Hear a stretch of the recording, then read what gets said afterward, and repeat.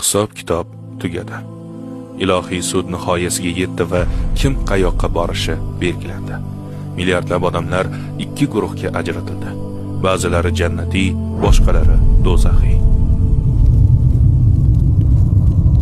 Jannat eshigi yonida kutayotganlarning yuzlari quvonchdan porlamoqda. Ular so'nggi maskanlarga kirishni kutmoqdalar. Nihoyat jannat darvozalari birma-bir ochila boshladi.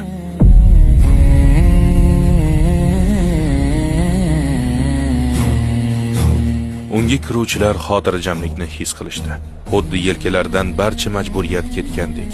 To'satdan hamma yoqni yoritgan nur paydo bo'ldi.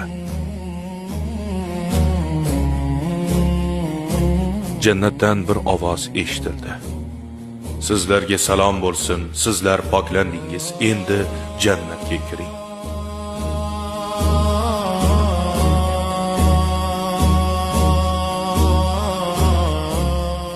Mo'minlar yuzlarida nur bilan asta-sekin abadiy uylarga kirib bormoqdalar. Ana shu payti hayotda kechirgan qiyinchiliklari bekorga ketmaganini his qilishdi. Chunki sabrlariga yarasha ulkan ajrlarga ega bo'lishdi. Endi mashaqqat ham, xafagarchilik ham, o'lim ham yo'q.